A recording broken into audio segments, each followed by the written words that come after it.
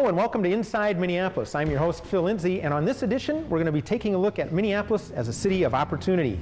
I'll be back with my first guest, Tom Burke, right after we go to the north side and hear from Tina Latimer.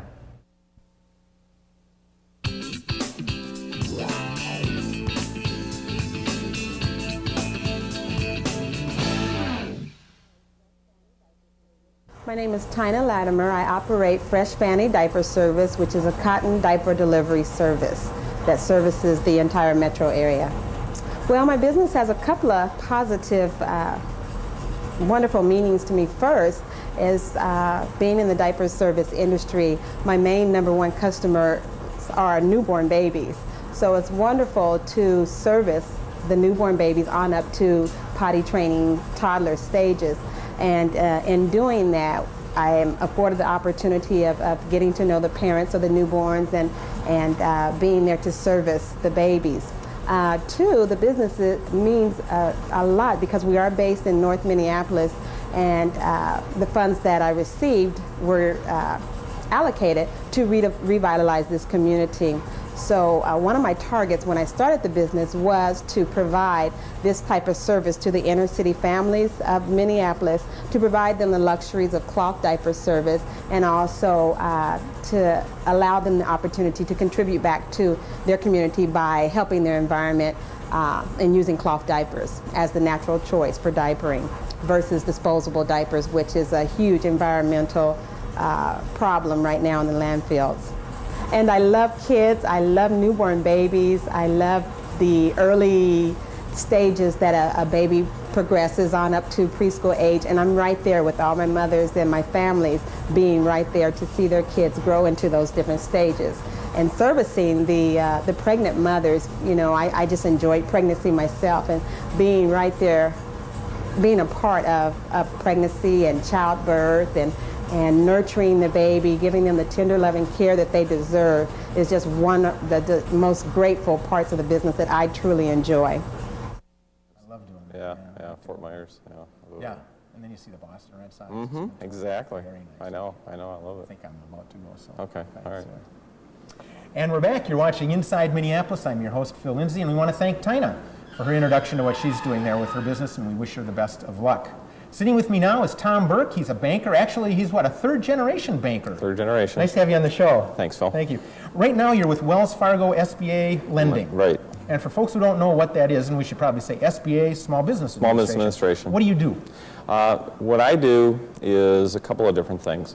I am a person who is involved in the management team of that business. So I'm involved in the audit piece of the business. I am involved in marketing. I travel around the country and help our bankers around the country market SBA loans in 22 states that we have banks, as well as in some states outside of what we call our footprint, which is where our banks are located. All right. And then I'm also involved in the government interaction. So I do some lobbying. I meet with SBA officials around the country. There are some 70 SBA district offices around the country. Okay. And I fly around and meet with these government officials to talk about how we can do more loans and how we can focus on the needs of small business. That sounds like a great service. It is a great service. It's one that a lot of business people do know something about, but they probably don't know enough about it, partly because a lot of banks perhaps don't participate in the program, and so they don't get a chance to hear about how SBA works. So this isn't a universal service of any given bank. I mean, you It happen can to be be. doing it. It can be, but the issue is, as in any government program, there's a little bit of red tape, there's some paperwork, and smaller banks, or even larger banks sometimes, don't want to participate because of the paperwork. So what we try to do is we try to streamline it in such a way that our bank personnel, our salespeople as we call them, are able to do a loan quicker and faster and easier for the customer with less burden on the customer. That sounds like good customer service.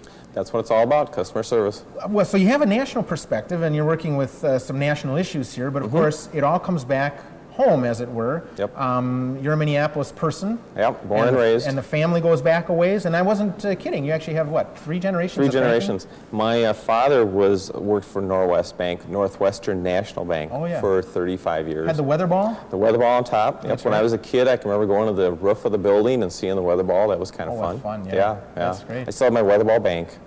Oh, the saving, yeah. Absolutely, yep, Oh, metal that's one. great. Hang on, that's probably worth more than the money you could put into it. It probably is today, That's yes. great. Yes. Well, one of the things I want to talk with you about, Tom, are the trends that you've seen. You've been banking for what, 15 or so years? Well, lending 15, well, almost 17 years now. Okay. 20 years altogether. Oh, all right. What are you seeing today in terms of small business and the entrepreneurs perhaps that are just starting out or taking a shot at making a business? What are you seeing now compared to maybe the last 15 years? I think the biggest change that we're seeing is the huge influx of immigrants coming into the community. Not necessarily just immigrants from other countries, from immigrants from other parts of the country that are from another country but have lived somewhere in the United States, for Texas, California, Utah, whatever, Okay. and now somehow gotten to the Twin Cities through family connections, church connections, or whatever. Okay, so more on a personal level. It isn't as though they necessarily heard, hey, it's a great place to do business. Right. Okay. Exactly. And many of these folks haven't probably even come here with the intention of starting a business, came here with the intention of probably settling with their family, finding a job, especially, give you an example, in South Minneapolis, a Hispanic community, which has been growing by leaps and bounds over the last 4 or 5 years. There's probably a couple of places in South Minneapolis where they get a job and work for a while, and then, as has happened historically in our country, these families pool their resources together after they've saved some money, and then they say, geez, you know, I should start a business because that's the way up. Yep. And so they buy a storefront or open up some kind of a service-related business, and the whole family takes part. Yeah, and then there's a partnership within the family. Exactly. And then they reach out for services in the private sector. And, Yes. and later we're going to be talking about some public sector support as well. In the last 15 years, and have you specialized in South Minneapolis, or is it really citywide in terms of what you've done specifically? Well, I've worked citywide. I've been based in South Minneapolis for those last 15, 17 years, but I was involved in the small business piece at Northwest. And so we tended to go anywhere where there was small business in the Twin Cities. So you went and found it. Went and found it. That's good. About 4 years ago, we actually created a small business group. And now we actually have small business offices located around the Twin Cities. We have about 10 of those now around the Twin Cities. What I was leading towards there a moment ago, what are some of the biggest challenges for the folks that do decide, hey, here we are, we could maybe put a little capital together? Yeah. What are some of their biggest challenges? Well, probably the biggest challenge is figuring out whether their idea is going to work or not. Okay. You know, a lot of people, it's kind of an old joke in our business, is somebody comes in to see the banker with a cocktail napkin and their idea written on a napkin, but that's not that far-fetched. It literally happens? It literally does happen, Yeah. where people will come in and they just want to talk to you for about half an hour and say, this is my idea, this is what I think, what do you think?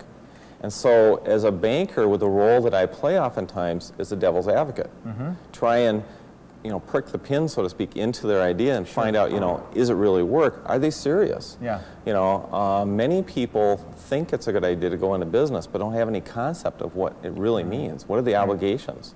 And what are some of the responses then when you're kind of pricking that balloon of interest? Well, I've learned to be subtle over the years, Yeah. thank goodness. Most people are pretty good about it, because if they're really intent, if they really have zeal for what they want to do, then they're going to be able to explain to you pretty well what it is they want to do and why they want to do it. Right. And they will tell you, this is what I need to help me get there. Okay. Now, there are a lot of people, I was talking about minority borrowers before, or minority customers. A lot of those folks are so new to the whole environment of working with a bank that the first thing you really need to do is break down the barrier that we're not this big institution that they're going to be scared of, that they can work with us, that we're individuals on a one-to-one basis. And that's a lot of times the biggest challenge with those kind of borrowers. And hearing that, my impression is, reading the business press and just knowing what I do in the community, is that there's kind of a burgeoning of small business right now. This is a healthy time for people in general who want to enter this climate and make something of it. Yeah, especially service-related businesses and retail, which are easier businesses to get into because you don't need as much capital. For a service business, for example, you maybe need a small office, or most of them are officing out of their homes, quite frankly. Yeah. There's a huge number of home-based businesses, and no one right now really knows what that number is. There's been some efforts over the last couple of years in both the city of Minneapolis, city of St. Paul, to try and get their hands around home-based businesses, but it's really hard. In terms of economic development. Exactly. Right, and we've even found at the MCDA sometimes there can be zoning issues. I mean, you've got home-based businesses where people are doing business, they also happen to live there. Yes. And we need to start rethinking, and this is going on, but we have to sort of recast how we put cities together. Exactly. Because people are living and working. Yep. Some of the things you've said lead me to ask this question. How would you compare or contrast Minneapolis' experience right now with small business development with other parts of the country? You travel around, you said, you see, what, a good half of the country in your territory. Easily. I would say we're probably leaps and bounds ahead of most of the country from the standpoint of two things. One is there is availability of capital here that you don't often see in other parts of the country. Some states, for example, like California or Texas, will have a large program, a statewide program that they try to funnel money down. But it usually ends up going to a certain limit. It doesn't get down to the grassroots. That sounds a little unwieldy in a sense, too. I mean, it can be. That's a large territory, Exactly. and everybody is kind of feeding in from their whole community. Yeah. In Minneapolis, St. Paul, the beauty that exists here is you've got nonprofit organizations working hand in hand with for-profits. Nonprofits being neighborhood organizations, community development corporations, and organizations like McKnight, for example, that put money into these programs. Philanthropic. Yep. And then the banks. Yeah. And they work together as partners in micro-loan programs, loans that go up to like $25,000 for a borrower. So you can find different niches Different there. niches. Yeah. Women's Venture, for example, is a good group that does that. And MEDA is another group. MEDA, for folks who don't know the acronym MEDA. Minneapolis, or Metropolitan Economic Development Association. Right. And their office in downtown Minneapolis. Right, and more on the grassroots level. They do a lot of grassroots work, but they also do consulting and assistance for what you would call the next tier business, which is a business that's probably been in existence for 3 to 5 years. Okay, so some technical assistance. Assistance. To kind of grow the organization. Right. Is what you're saying. Right. That's interesting. That's probably the biggest challenge for most business owners. Yeah. You can always use a credit card to get your business started. Yeah. But it's hard to find somebody to give you good advice about finances, about marketing, or any other things that your business might need. Right. And that's probably the bigger challenge. And that's one of the things that's nice about the Twin Cities is there are a lot of technical assistance groups in the Twin Cities, and there are resources, like at the MCDA, to find out who those groups are. Right, and some academic, I know, are very helpful in that regard. St. Thomas, for example, is very big at that. And it sounds like yours is an organization that's quite willing to steer people towards those right organizations for support as needed. Yes. And then hopefully do business with you. Yeah, we try to take a holistic approach to that. Yeah. It's really hard as a banker sometimes because you do see a lot of people. A lot of people come in the door, and you do have an opportunity to meet with a lot of folks and try and imprint on them something. Yeah. But if you can at least, even if you can't give them money right off the bat, if you can give them somebody as a resource to use to help them to get where they need to go, then I think you've still provided a service. Keep them moving forward. Keep them moving forward. Yeah. Well, we're just about out of time, but if there was a word or two that you wanted to say to someone who might be watching, a word of encouragement or advice for someone who's thinking about starting a small business, what would you say? Well, first of all, I would say don't give up the dream. Yeah. Keep a hold of your dream, but be realistic. Understand that the first time you run it by somebody, whether it's a banker or your father or your best friend, they may not think it's a very good idea. Right. But if you really believe in it, take the time to step back and ask for advice from people so that you can hone that dream and make it your own. That's good. Thank you. Tom Burke, pleasure You're having you welcome. on the show. Thank you for having me. Keep up with the good work. Okay. Well, next we'll be talking with Theresa Carr from the American Indian Business Development Corporation. But first, let's go hear from Ken Bellanger. He's got a store down there on Franklin Avenue, and it's a very interesting one. We'll be right back after that.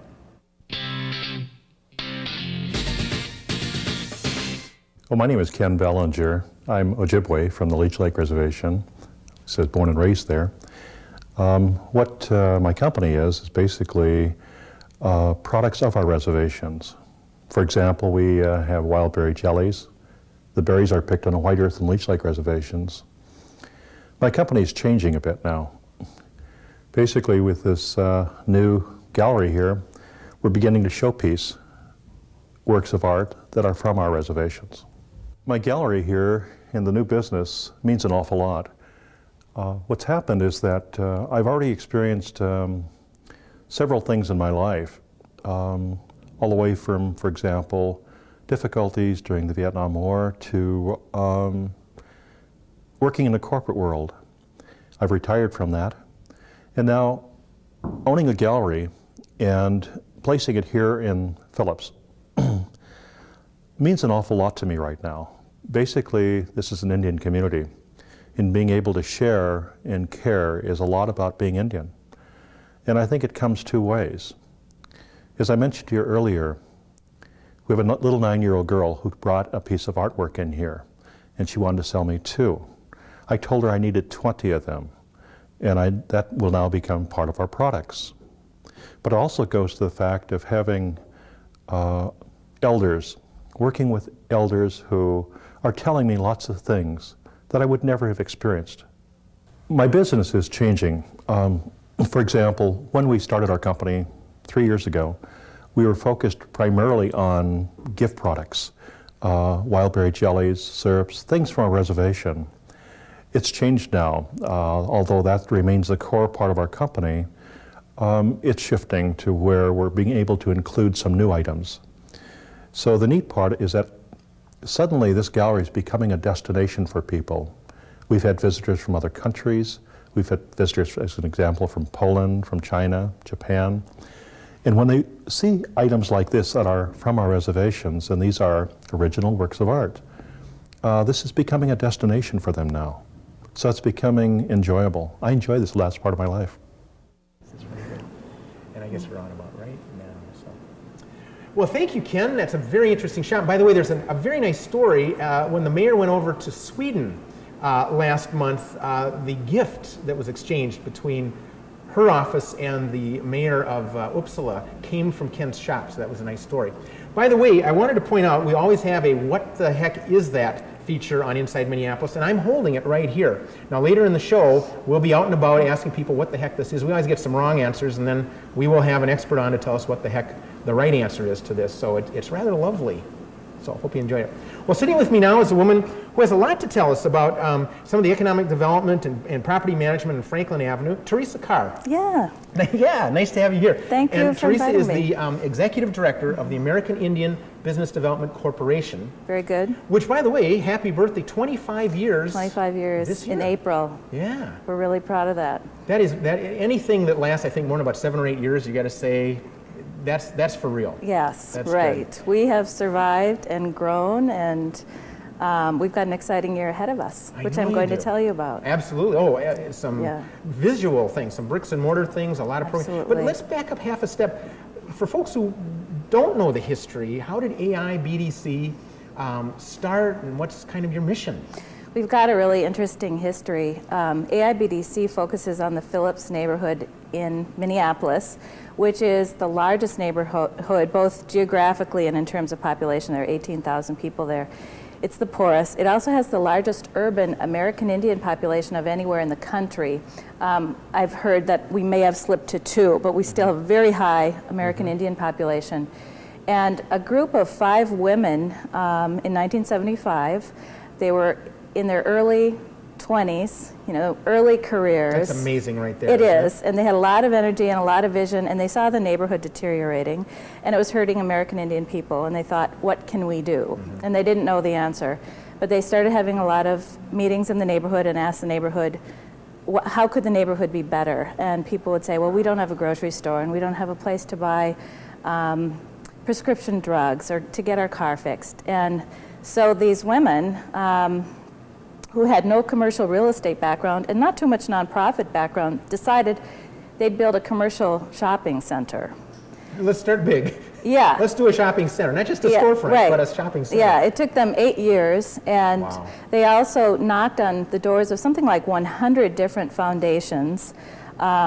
Jim Shannon was president of the Minneapolis Foundation at the time. He gave AIBDC our first grant and got us going. Yeah. That transformed it from an all-volunteer effort to being able to hire a part-time executive director, Brenda St. Germain. Yes. And they built the Franklin Circle Shopping Center, and that is quite a story in and of itself. It includes finally getting the walls up and a tornado coming and blowing them out. And an actual tornado? Yeah. Oh, I hadn't heard about that. And at one point, when they were digging up the ground, excavating it, they found the remains of a body, and they had to stop construction for murder investigation. And it was my word. They lost funding at one point. So it was really a great story of perseverance. Absolutely. And they were able to attract national franchises, Walgreens, Crown Auto, Payless Shoe Store, got Country Club Market. Which I think I've shopped at all of those, that's right. Yeah, but also right. local businesses have come in there as well. And local businesses. Yeah, there have been some turnover since then, but it really is an amazing story. And it was completed in 1983. Yep. Takes up 2 blocks. Yeah. Well, you were nice enough to bring this forward. Why don't we at least just orient our viewers to where you're talking about? And then there have been a number of other significant projects that AIBDC have developed in terms of property. Why don't you just walk us through sort of historically? Well, the Franklin Circle Shopping Center takes up 2 buildings, and it goes between 12th Avenue and 14th Avenue. In this particular drawing, those avenues are vacated, but that project was completed in 1983. Yep. And then in about, 10 years later, actually 1989, the Franklin Business Center opened. Which is just over here. Right, and that's a small business incubator. It's designed for light manufacturing and office tenants. The small business incubator philosophy is that you put a bunch of small business startups under one roof, and they have a greater chance of surviving because they have shared photocopy, fax machine. Some services that way they don't have to duplicate each of them and have that overhead. Technical assistance, all of that. That's great. And I've heard some great success stories have come out of Yeah, the we've business got some of our more famous tenants are Irish Books and Media, Banner Creations, Aurora Henna Shampoo Company. So our latest one is At Your Fingertips Office Supplies, owned by 2 American Indian women. And then our third project was the Phillips Community Office Center. That's at 1014 East Franklin. It's a small office building just for nonprofits. I think I've been in there for neighborhood meetings over the years. Right. Phillips Community Development Corporation is in there now, Somali Community of Minnesota. Our fourth project, Ancient Traders Market, just opened in this December. Is very exciting, I have to tell you, Theresa. This is great. Where Ken is. Yeah. And also Maria's Cafe. Maria just opened a month ago, and she's already going to expand. Wow, congratulations. Yeah. And you were likening sort of the ambience of that space to where we're sitting right here. It's similar. The Ancient Traders Market is comprised of 5 buildings, actually, and the original building was built in about the 1880s, and that's the building we put Maria's in. Okay. So it has high ceilings, brick walls. It's very charming. That's really nice. Yeah. And you've got something that is intriguing to me personally and professionally, just across the street there that's kind of coming online, another building you're setting your sights on? Right. Across 11th Avenue, it's marked here as the City Store. It's 1035 East Franklin. We have a name for it yet. If anyone has a great idea for a name, let us know. We have a purchase agreement to buy that building and anticipate closing on it within the next 2 months. And it will be a building for artists on the main floor, artist studios and galleries, and then it will be office space upstairs. But we love that building also. Yeah. Tin ceilings, doors with transoms, lots Another of hardwood. classic building from the area. Hardwood floors. And you and I were sharing earlier, I have memories when I used to live in the neighborhood of that as a great hardware store in South Minneapolis. A lot of people do. Arts Hardware. Yeah, Arts Hardware, and now it's going to be Art. Maybe that's part of the new name. Hey. Arts. Right here, you came up with There it. we go. Okay. And so part of that would be open to the public. You mentioned galleries. I mean, so in other words, the studios will be there. Some retail space and there'll be retail for people coming in and enjoy the art. And it was very intentional to use this building for art because it's right next door to Franklin Artworks. Yes. It's misnamed here as Franklin Cultural Center, but they ended up naming it Franklin Artworks. Which of course has a gallery and a lot of exciting things happening with artists. And another great story of neighborhood perseverance. Absolutely. To sort of reclaim that old theater. Yes. I've been in since the walls have been up on the art side there. Tim Peterson and his folks. It's wonderful. It's lovely already, that part. And you get your arts galleries or whatever started there. That's going to be fun. Yeah. That's great. And that's just sort of the beginning now. That's sort of what historically has been in the works, and you're anticipating the one priority, but you're putting a whole bunch of money now into a couple of the sites here. Yes, we are. We're doing 3 projects concurrently in 2000, so it's a big year for us, and we're also doing our 25th anniversary capital campaign, which is $2.7 million. Word. It's going to be a busy year. So we already told you about the Arts Building, as yet unnamed. The Franklin Avenue streetscape, which goes from 16th Avenue all the way down to Chicago Avenue, which is off this map, is a $4.5 million complete reconstruction of Franklin Avenue. They're narrowing, I'm saying that's also the City of Minneapolis Public Works is the key partner in this project in Hennepin County. Narrowing the street, widening the sidewalks to make it more pedestrian friendly, creating parking bump outs, adding lots of That can kind of landscaping. slow traffic a little bit, as I understand Slowing it. traffic, Yeah. right. Adding landscaping, greenery, high-level lighting, low-level lighting, public furniture, new waste receptacles, so beautifying it. Very nice, yeah. And then you're tying that in with some improvements to the Franklin Circle Center. Right, and I should say that this streetscape is really a project of the Franklin Avenue Business Association, who has contracted with AIBDC to be the neighborhood liaison and kind of shepherd the project into the neighborhood. So our role is lesser in that project. This project is our own project. We've redirected the entryway of Ancient Traders Market to the east. This used to be a long, dark wall. We opened it up with windows, which you saw in Ken's store probably. That's right. And we're vacating 12th Avenue and 14th Avenue and turning this into a public plaza. And the beauty of it is we're using all the same design elements that the neighborhood chose for the streetscape in the shopping center and the public plaza. So the same decorative tiles that you might be able to see here, they're laid at the diagonal and they have different ethnic symbols imprinted sporadically along So a nice the sort street. of design integration there of Yeah. the two projects. Right. It'll have a continuous flow. We're almost out of time, but I want to compliment you because it sounds like your project here will sort of embrace and connect with what's going on in the rest of the street, so a very welcoming atmosphere. That's the goal. That's very That's good. the goal, and we hope to crown it off with public art. Excellent. Yeah. Excellent. Marking Sounds like another the entrance. conversation It we does. could have. It does. That's good. Yeah. Well, we're just about out of time, but before we go, for folks who maybe haven't been down to Franklin Avenue in a while, they maybe used to live there, they had family used to live there, and they've moved out. Any word of invitation to people? I mean, what's your feeling? What's your sense of what's going on in Franklin Avenue? Please come down. There is so much happening on Franklin Avenue, and of course I just told you about AIBDC's projects. We're not the only ones, though. Catholic Charities just did a big project. There's a big project called Ventura Village. So the neighborhood has tremendous momentum right now, lots of creativity and ideas, and actual work happening. That's so very exciting. yeah, come have lunch at Maria's Cafe or Sounds shop good. at Do a little shopping. Ken's store. Theresa Carr, thank you very Yeah, much. thanks Pleasure for to have you having here. me.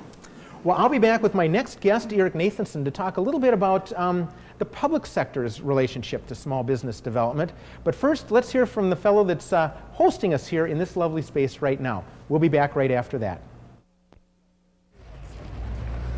Hi, I'm John Kremer with the California Building. We restored the building here at 4th and Hennepin, the gateway of Northeast, an old St. Anthony. It's a lovely jewel of an old building. It was a lodge for the odd fellows, well, like the Masons and the woodsmen and other groups.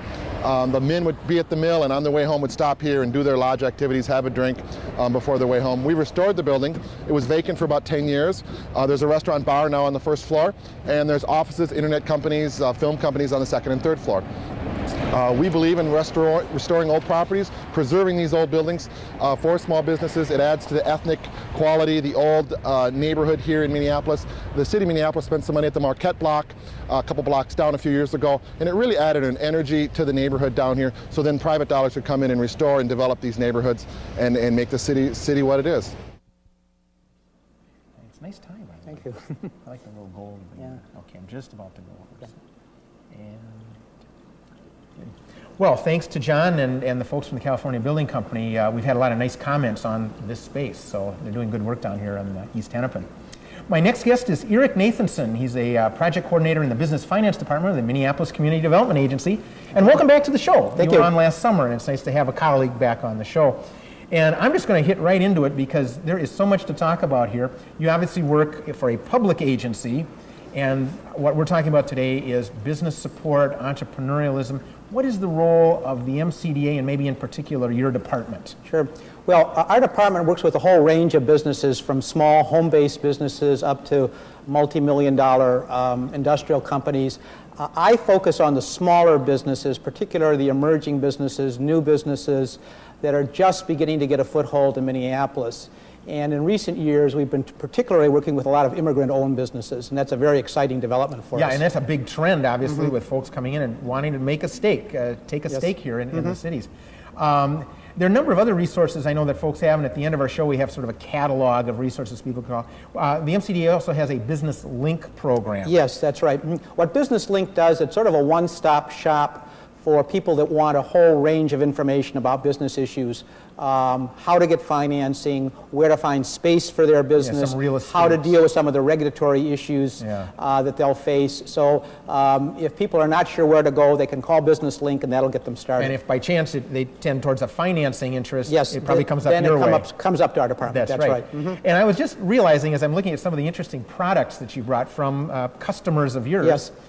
You must have one of the most interesting jobs in town, because just about every client you deal with has a different story. Yeah, it's really very interesting, and the new businesses really all have a great story. I have sometimes felt I should write them up in a little book because there's a lot of human interest that goes with businesses. The entrepreneurs are generally very energetic. They've got a lot of personality, and it's really fun to deal with them. That's really great. And I think some of the, at least snippets of some of those stories will come out if maybe you could just walk us through some of these examples. And this is just a smattering, as it were. Yeah, well, there's sort of a range of products that I brought today, starting with this black box over here is actually a toner cartridge, a remanufactured toner cartridge. And this was a small business that we started with in 1993, two fellows working in the back of a warehouse on East Hennepin, African-American owned business. Now it's a major industrial company located in the Northeast corridor and employing lots and lots of Minneapolis residents. So that's a real success story. Real success. That's congratulations. We then have some of the ethnic businesses, some of my favorite businesses. Some of those products are from the Lagos African Market,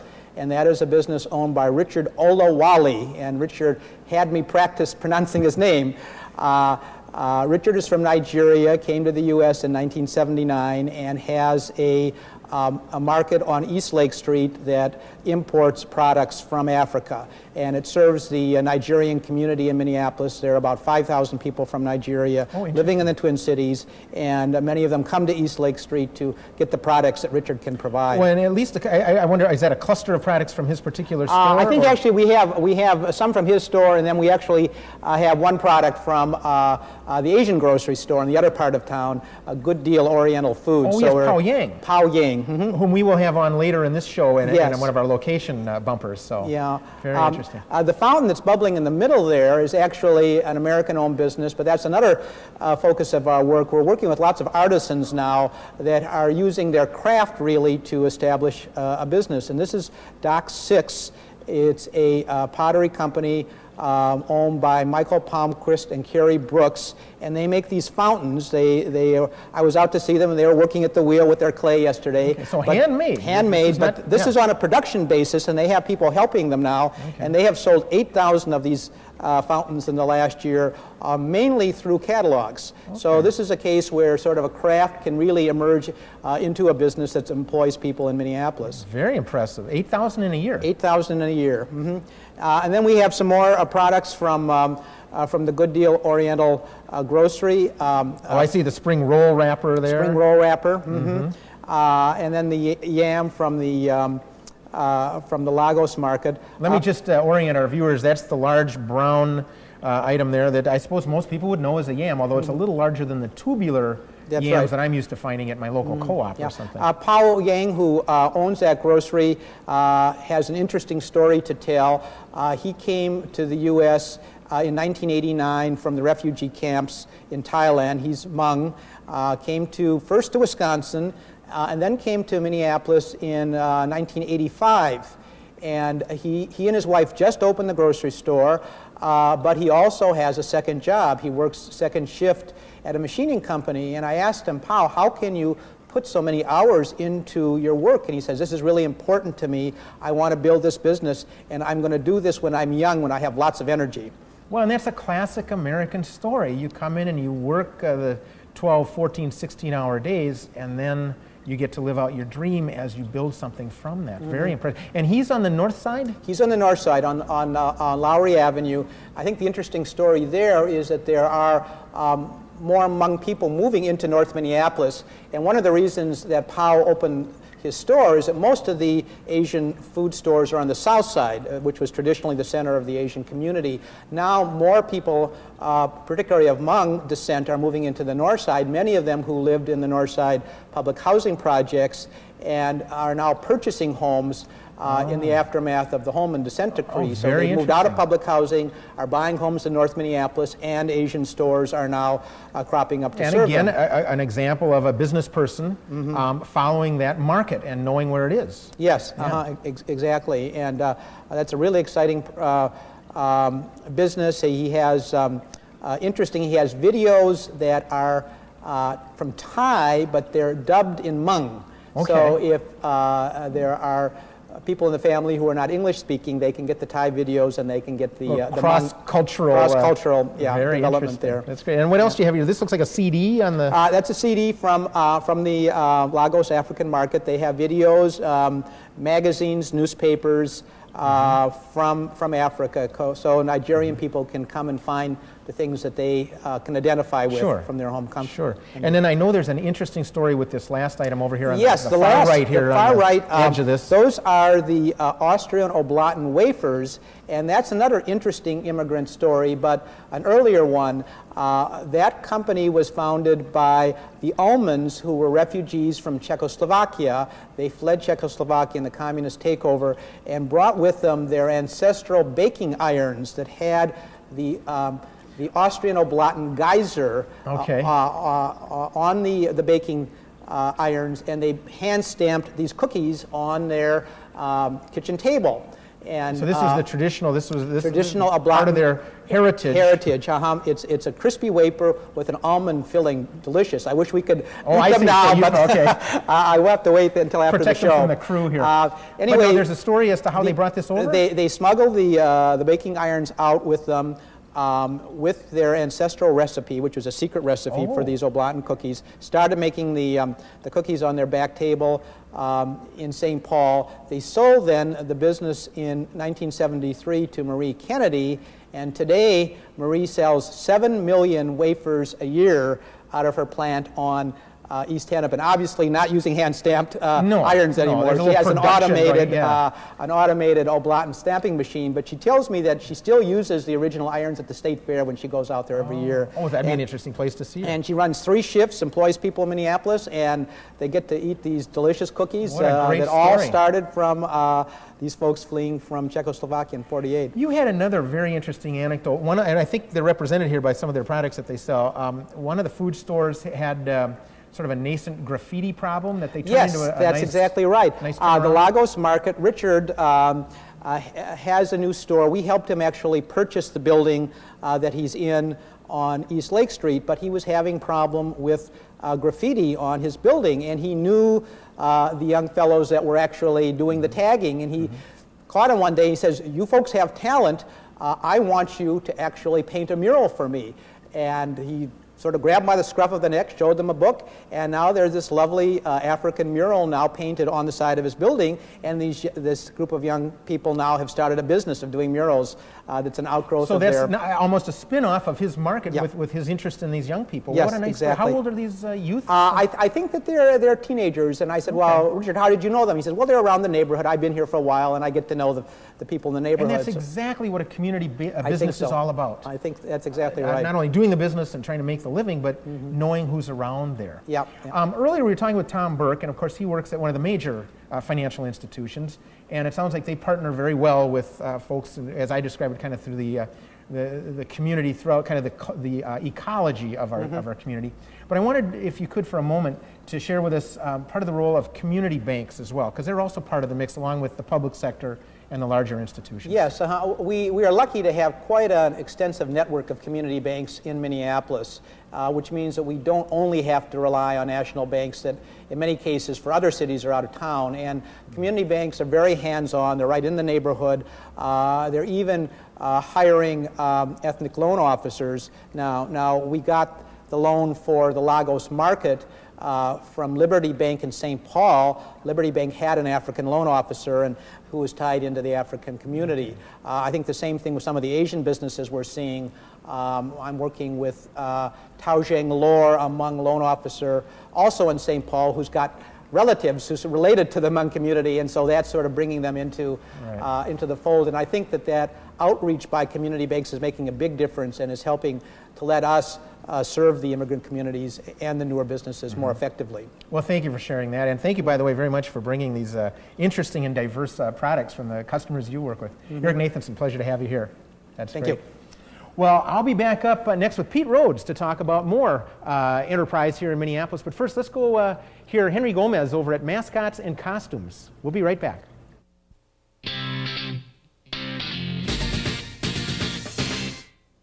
My name is Henry Gomez, and I own a company by the name of Mascots and Costumes. What we do here is we create mascots, life-size walk-arounds, bigger or small.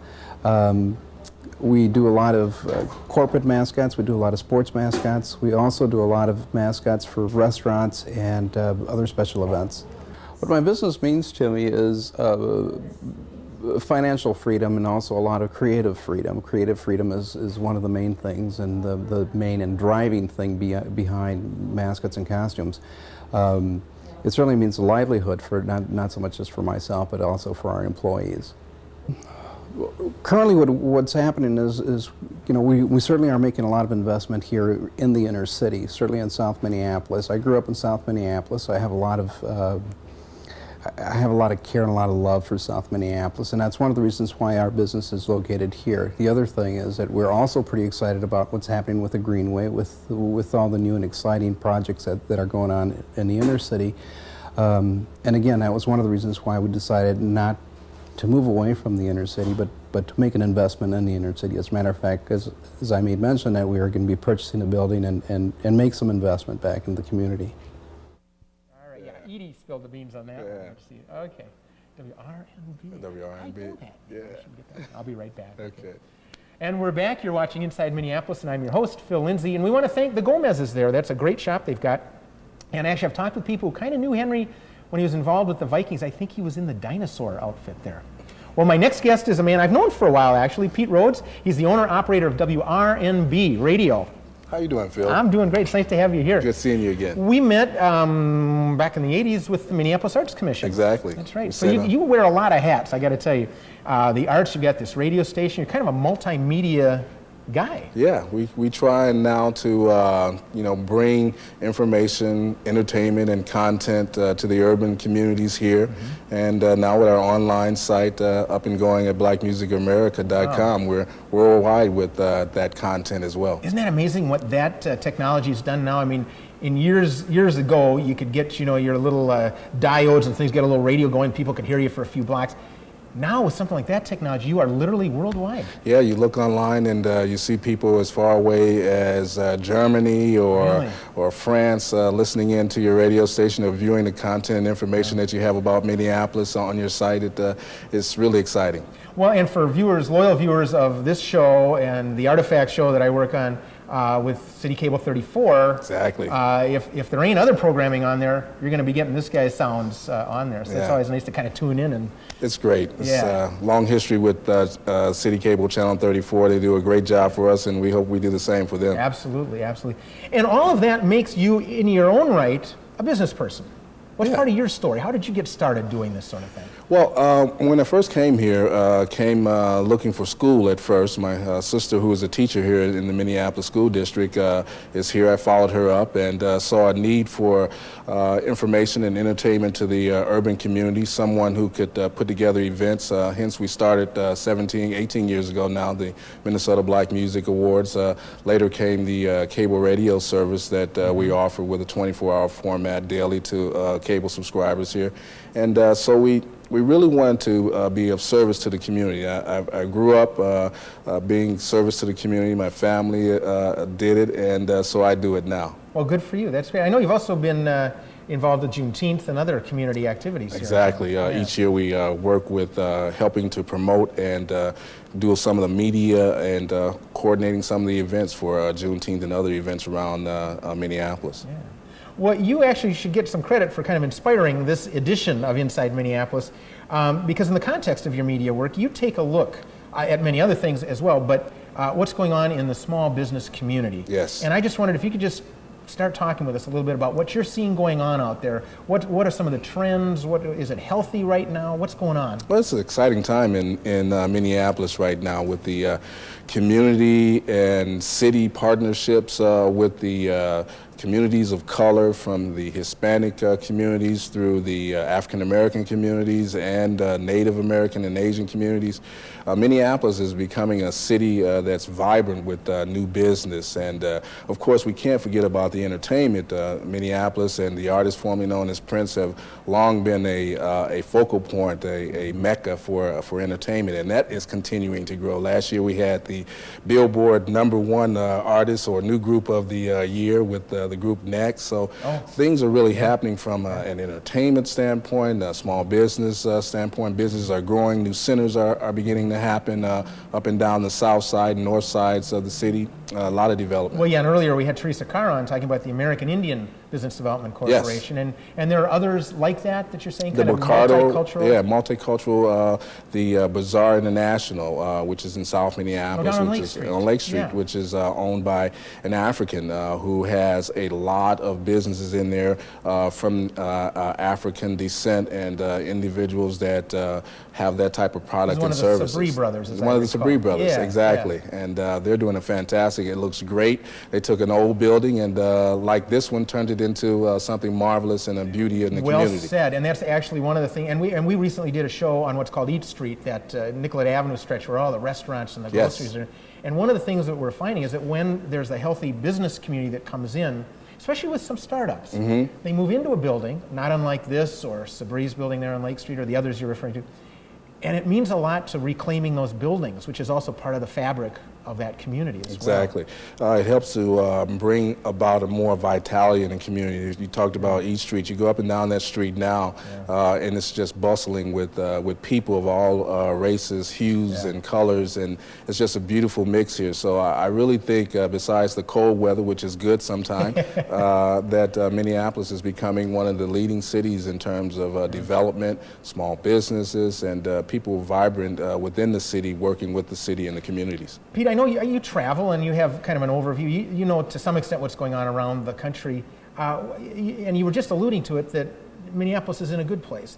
How much of what we're experiencing now and benefiting from, though, is based on this incredible run of a healthy economy, which we've now gone the longest single business expansion in American history. Yeah. What might happen, though, if something, help us that it doesn't, but if something happens on the national level or maybe the global level, do you think some of this would start turning off? Would that be a problem locally, or do we have enough infrastructure to weather that kind of a storm? I think it's a matter of product and supply and demand, and with the new businesses now that are coming out, and of course the internet again, it's just really giving individuals other options. And I think that even if the economy were to slow down, for instance, like interest rates have risen lately, but that hasn't slowed the housing market down. So people have more money now, and they're saving more, so they can probably weather a storm even more so now. Even the smaller businesses are a little bit more insulated now than they were, say, maybe a few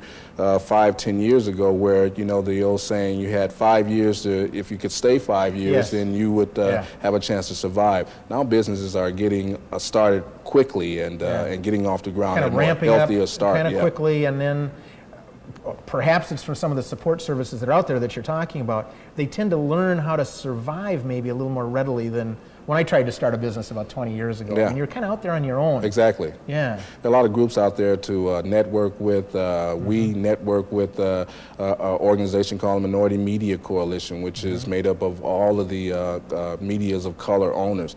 We network and we talk about various things. So there are a lot of opportunities out there to get the information that you need, which is so important. Access is crucial to all of this. Exactly. People have to know. And you mentioned the media group, and that includes print media as well. Exactly. And I have to say, in preparing for this show, I made a point to get every newspaper I could find. And the good news is that the folks are advertising in their different services: accounting, real estate, banking, legal. I mean, it's in there. It trickles down, the trickle-down effect. Of course, without media, no one would know all of the great things that are happening inside Minneapolis, like with this great show. So it helps to trickle down. People are hired to do various things, and so it goes on and on. Well, you're very kind to say that about our show, and the same would go back to yours. this is maybe a more general question, though, about the media, and no reflection on your show or ours. Okay. Let's take ourselves out of this. What do you think the media's role ought to be in terms of community development, especially around business things? Do they cover it enough? I think that media needs to do a little bit more in working with the new businesses within the community, helping them to get the exposure. That is our job. That's what we're charged with, to expose the things that are happening within the communities. And so I think new programs that will invite the businesses to be a part of things that are happening in the media would be real helpful overall. It will also, not only help the businesses, but give the individuals who are viewing that media or reading that media. Every business is looking for customers. Exactly. And just before you were on, we had Iric Nathanson showing a variety of products from some of the stores and the businesses and the small industries. And all you have to do is find out about them, and then you're more inclined to go and do it. You're welcome to come in. They want to do business with you. Exactly. You want to check it out. It's like I keep going back to the internet, but every time someone mentions something that you're not familiar with, a website or whatever, a new business, you want to check it out. And that's, I think, where the media really helps to advance the cause of a healthy community. Yeah. Any wonderful success stories that you've either been part of or seen that are happening in the Twin Cities that you'd like to tell us about and just share a little bit? Well, we work with a lot of the small businesses, as you mentioned, and one that we're particularly proud of is working with a company called Sheer Design. In the African American community, beauty is one of the top industries, and Sheer Designs, who has been in the Twin Cities now for 20 years and has been a sponsor on our station as long as we've had the station, under the direction of Curtis Struthers, has trained 30 or more individuals who have actually started other businesses here in the Twin Cities. And more spin-offs. So we're really happy to see that they continue to grow. Other groups like Stair Step International Initiative that really goes into the community and help develop entrepreneurship. It's another good company that we're delighted to be a part of and work with. We've got just a minute left, and before you go, I just want to ask you this sort of general question again. Is there a certain challenge that hasn't been met yet? Are there certain stumbling blocks here that we still have yet to solve? I think that it's all about communication, what we're talking about. Some people may not have a good understanding of others or how others work or how their businesses may work or how their communities. So the more communication that we can get, and more that we know about each other, I think the better it will be. There are still stumbling blocks and there's still hard roads for us to get over. But I think that you have to have that determination and you keep moving forward and it will happen. Good words. Pete Rhodes, a pleasure to have you here. Thank you, Phil. Thank you. Well, I'll be back in a little bit, but let's go out and get some what we call wrong answers to our monthly What the Heck Is That? You saw it earlier in the show. Let's go out in the streets now and get some of those wrong answers.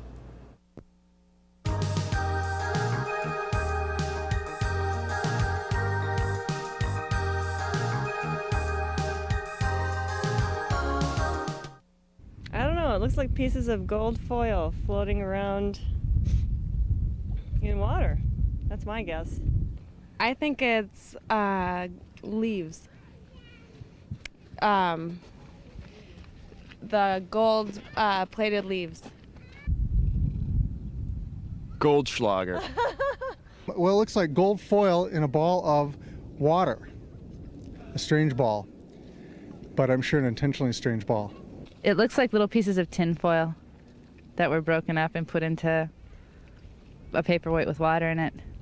This looks like a crystal with particles of fool's gold in it. It would make a nice paperweight. That is cookies. What is that you're holding? What is that? You want to tell Papa what that is? Ball. What is that? A ball. What the heck is that? I have no clue what this is. It's a new prototype of stuff to put into snow globes. Gold flakes. That's what I got. I think it's one of the new gold dollars for the new millennium that has been smashed up, and now it's being preserved for the next millennium. Now, I thought that would have been easy, but in case it wasn't, let's go get the right answer right now. Hi, my name is Dan Mather. Behind me, my partner, Raleigh Reese. We are Golden Flow Studios, and this is a Golden Flow. We make golden flows here, the northeast part of Minneapolis. We're located at 1300 Quincy Street Northeast. We're a hand-blown glass shop, primarily making this snow dome. Hand-blown glass, we shape it into odd pyramids and apples in this kind of odd shape here. Clear solution keeps things swirling. Instead of normal glitter, we use 23 karat gold. Makes kind of a nice presentation piece. We've been doing this here for 10 years. Started very small. We've gotten very big for remaining very small. We ship these into all 50 states. We ship these around the world. Saudi Arabia, Japan, England, Canada. We've been doing fairly well with these. It's been kind of a fun item, and it's kind of an unusual occupation to be a glass blower, but it's for what it lacks in the summertime as it gets a little warm. This time of year it's beautiful right now, so come on down if you're getting chilly out there. Thanks, Dan. Congratulations on a great product. Now, for those of you who might be watching the show early in the month, there's going to be a small business expo on the 16th of March. It's going to offer small and home-based businesses a series of resources, including education, commerce, and networking opportunities. That's happening at the Shrine Center down in South Minneapolis. Now, next month, we're going to take a look at what I'm describing as the big picture here inside Minneapolis. And as usual, at the end of this show, we've got our catalog of useful resources. After that, you get a chance to see our monthly feature, Did You Know? And just before we close out the show, we're going to take you up to the north side where Pau Yang has a grocery store that's brand new. And we're going to hear from one more entrepreneur here in Minneapolis. We do have a hotline, that's 673-2234. We have a website, so tune in. And by the way, along the credits, we've got a great photo of the old Federal Reserve Bank taken in 1926. Hope you've enjoyed this edition. We'll see you next time.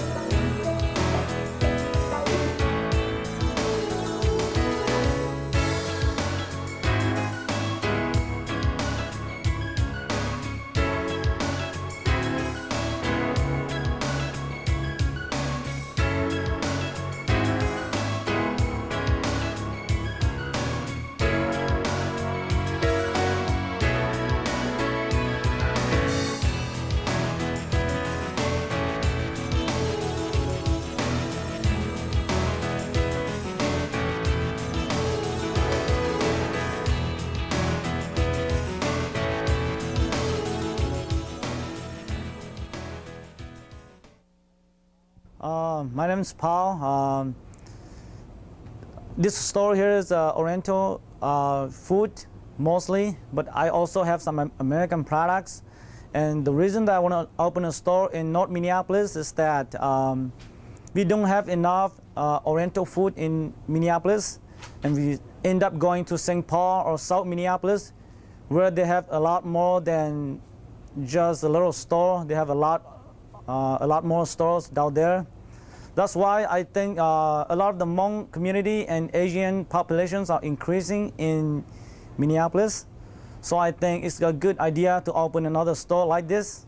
My store is open it's been open for 2 weeks, and it's been, as I have seen, it's been increasing. People are coming a lot more, and I just got the sign up on the storefront, and it looks better, and people can see better now. So I start seeing a lot more people coming right now.